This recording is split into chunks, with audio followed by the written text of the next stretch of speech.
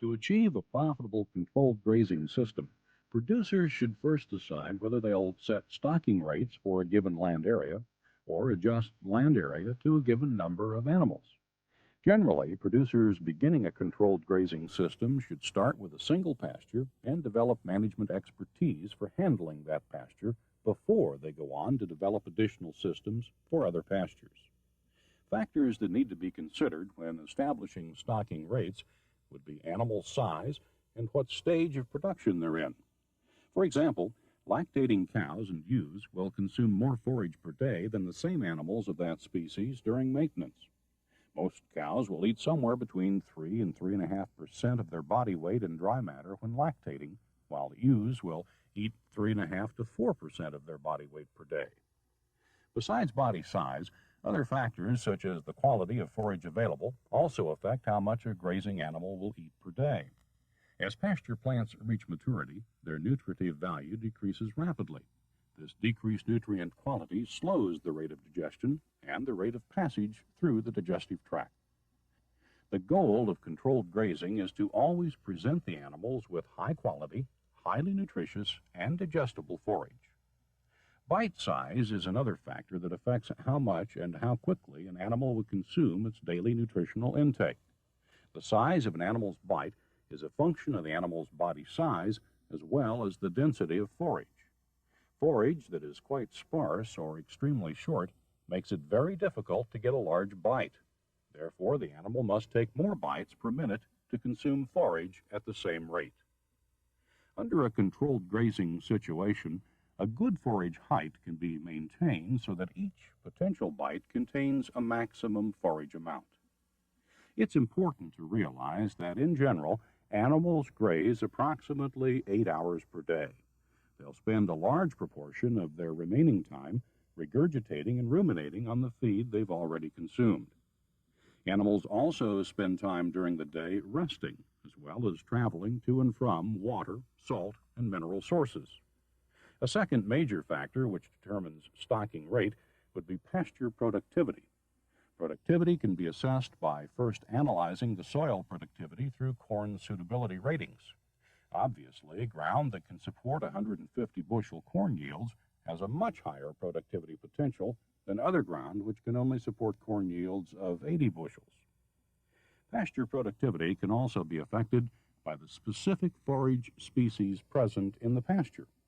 Most pastures in Iowa, which have not been adequately managed, are primarily unimproved bluegrass pasture. Bluegrass has less than 50% of the productivity of brome and other tall, cool season grasses. The long-term goals of the grazing program is another factor producers should consider when establishing stocking rates. If the grazing season is only going to last from early May through the end of June, stocking rates can be extremely high at more than one animal unit per acre.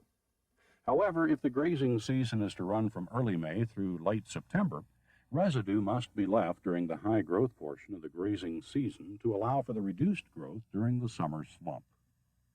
Currently, many producers are trying to implement grazing seasons from May through January, which requires stockpiling forage.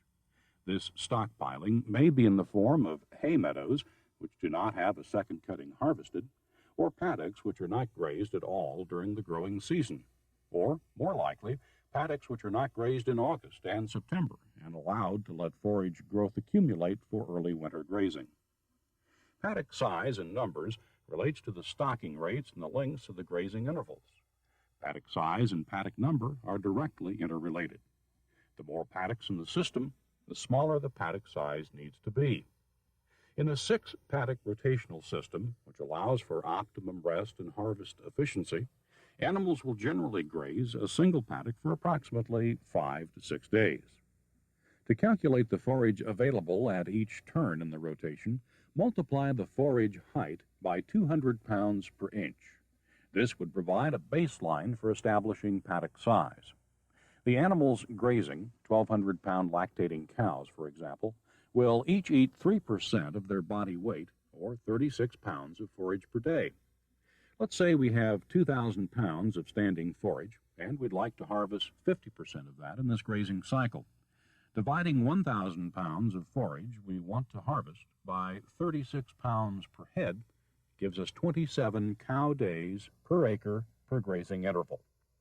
This figure will give us the total cow grazing days in this cycle, and if we assume we're going to rotate the cows every 6 days, we can divide the total grazing days by 6, and that would establish our stocking rate.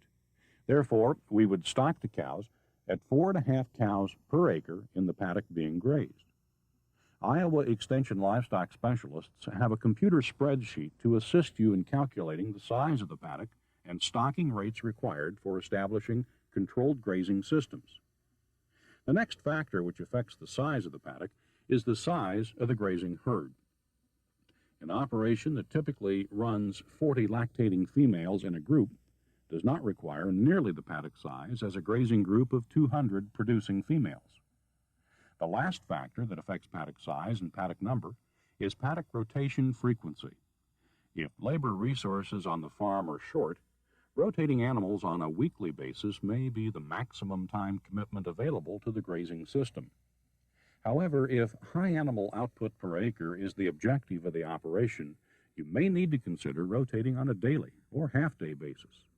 Grazing research indicates that the longer animals are in a specific paddock, the lower their intake becomes. Fresh grass is the key. With increased time in a paddock, there is increased trampling and soiled forage from defecation, urination, and trampling, all of which reduces the palatability and therefore the intake of this forage by the herd. The growth rate of the forage is an additional factor which affects the number and size of paddocks needed. Forage growth is not uniform through the growing season. Therefore, paddocks could be much smaller during the early part of the growing season, but need to be enlarged in July and August. Since many of us don't want to be building fence all summer, we can run more rapid rotations when the grass is growing fast with less rest time between grazing intervals. Extra paddocks for summer grazing can be hayed early in the growing season. This harvested hay can be merchandised as a cash crop, held in reserve in case of drought, or stored for winter feed. As animals gain in size, stocking rates need to change. Animals such as stockers will increase in weight and will consume more forage, which needs to be accounted for in late-season stocking rates. Lactating cows and ewes have nursing calves and lambs which are growing, and as the season progresses, they get larger and will consume ever-increasing amounts of forage themselves, which increases the stocking rate and therefore may increase the paddock size or number required. Now that we've covered the various factors involved in determining stocking rates and paddock size, we'll briefly outline the steps to follow when starting your controlled grazing system. You can either use herd size or pasture size as a starting point. In most cases, pasture size will be the best starting point because pasture size is generally more fixed, while herd size is fairly easy to adjust. Begin by determining the number of grazing days, plus the number of rest days for each interval. Generally, a paddock is grazed from 2 to 7 days and then rested for 20 to 40 days.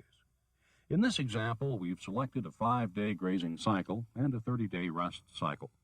These numbers added together are then divided by the number of grazing days. In this example, 5. This tells us that we need 7 paddocks to graze each for 5 days and then give each a 30-day rest. If our pasture size is 70 acres, we'll have 7 10-acre paddocks. To determine herd size in this example, we start with 200 pounds of forage per inch of forage height. If our pasture average is 10 inches tall, we'll have 2,000 pounds per acre times 10 acres, or 20,000 pounds of forage. Using the general rule of not grazing more than 50% of forage height, we see that there's 10,000 pounds of forage to be eaten in one 5-day cycle. If each cow eats an average of 36 pounds per day, our 10-acre paddock system can handle 27 animals. To use herd size as the controlling factor, simply do these calculations in reverse. When establishing a controlled grazing program, it's important to consider the unique behavior of grazing animals. Foraging animals tend to graze in a circular pattern. Therefore, the closer to exactly square in shape paddocks are, the more uniform the grazing of all forages in the paddock will be. As animals are moved, It's important to remember that they have a hierarchy status within a management group with leaders, followers, and subordinates. Great panic and conflict arises if subordinates are forced into the middle class or leader group. An example of a social event is the movement to and from water on a daily basis. If possible, all grazing systems should have a water source in each paddock. This reduces the amount of time animals spend away from their foraging traveling to water. It also reduces the need for large water holding capacities at the watering site, since the animals are not all drinking at one time. Grazing animals show distinct patterns of grazing on a daily basis, with the largest and longest grazing activity being just after sunrise. The second largest grazing activity occurs in the late afternoon until about sunset. How much animals graze during the day depends on the forage quality and quantity available, along with environmental conditions such as temperature. During extremely hot portions of the year, animals will tend to do more nighttime grazing. Research has demonstrated that grazing animals will have the highest intake the first day they're in a paddock, and will have declining intakes each subsequent day. With this information in mind, producers may want to increase the number of paddocks to improve animal intake and subsequent performance.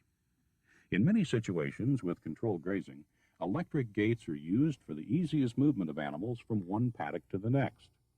These electric gates should be highly visible so the animals feel comfortable moving through them.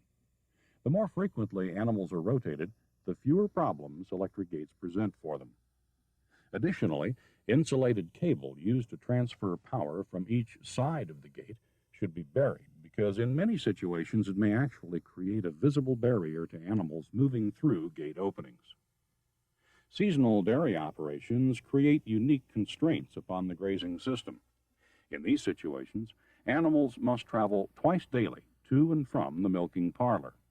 Ideally, the parlor should be centrally located within the grazing area. However, most people aren't going to build new parlors when starting a rotational grazing system. The need for supplemental feed, which is significantly different from typical nutritional programs in confinement dairy operations, is another consideration of forage-based dairy operations. In a forage-based system, cows may not be able to consume adequate amounts of supplement in the parlor during milking, and therefore must have access to feed bunks in dry lot prior to being returned to the pasture. In some dairy operations, cows are grouped by level of productivity, which for a forage-based operation would require several pasture systems, all of which must have access to the milking parlor. Managing reproduction in a controlled grazing program can be quite simple. However, if artificial insemination is a management tool currently being practiced, it is important that animals are able to be moved during the breeding season to a centralized AI chute. The use of natural service works quite well, however. In many cases, reproductive rates will be improved under controlled grazing programs because of closer association between males and females. Additionally, females should be in improved body condition and nutritional status with earlier breedback dates and more likely to stay on a 12-month calving interval. Control of internal parasites is a high priority under intensive grazing situations. In most cases, older stock will be less severely impacted by intensive grazing programs because their nutritional level is improved, and thus they're more able to combat the negative effects of internal parasites. Young stock, specifically animals less than a year old, may have increased parasitism problems due to the stocking density at any one time. Many producers believe that rotational grazing is a deterrent or an effective parasite control program. However, infective larvae can survive on pasture for several months. Rotating animals does not guarantee pastures are free of internal parasites if they've been previously grazed. The only known method by which rotational grazing will control internal parasites is through the use of hay meadows as clean paddocks in the summer months, or an annual rotation between animal species grazing the system each year. We use rotational grazing because you simply get more out of it. The more you squeeze it, apparently, from the research that's done here on the CRP farm and other places, the better your management is, the more harvest you get, the better the financial results. We're promoting that we can get way more profit, net profit per acre from a grazing acre if we allow that forage to rest at different intervals through the year, and we typically look at at least a 30-day grazing period, as compared to continuous grazing, we're seeing a substantial increase in productivity by being able to manage that forage, and we manage the forage this way instead of letting the cattle manage the forage.